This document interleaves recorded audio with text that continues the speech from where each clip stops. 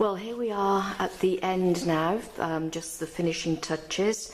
Since the last video, I've allowed this to dry off, and the things that I have added, I've added the panes of glass, and I've done you a separate document on that with more information that you can follow.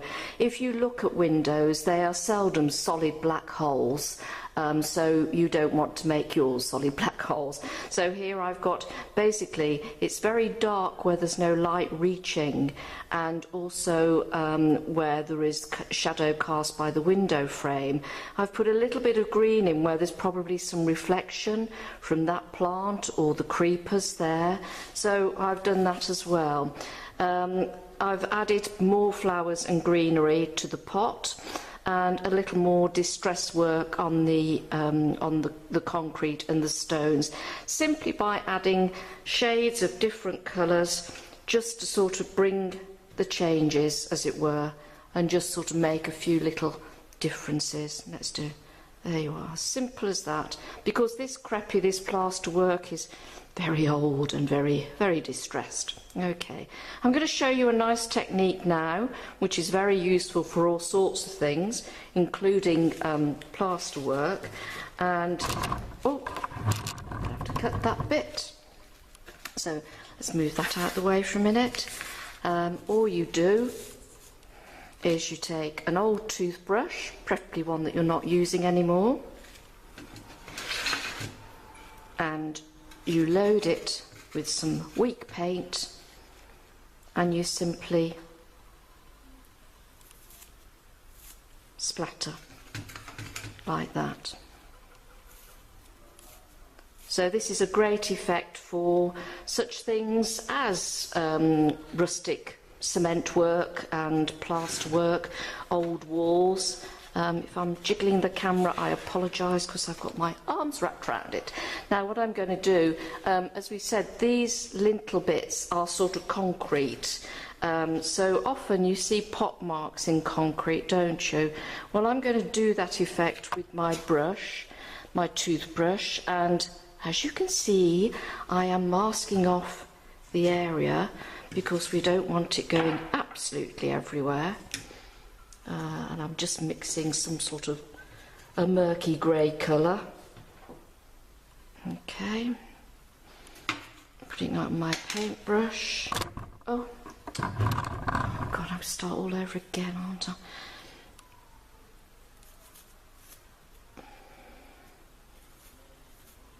I'll take some clever editing on this one. Right, so there we are. That's rather pleasing. In fact, so much so, I think we will do a little more up here on this bit round here.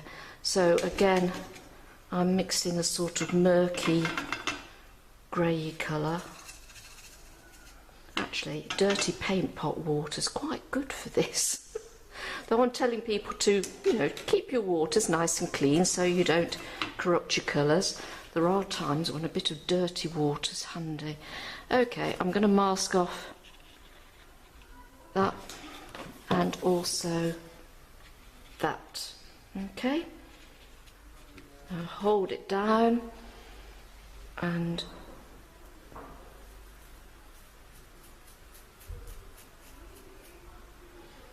bit up there.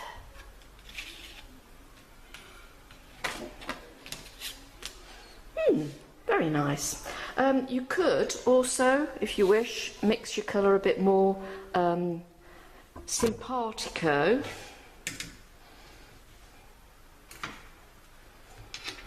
With that, let's go up here.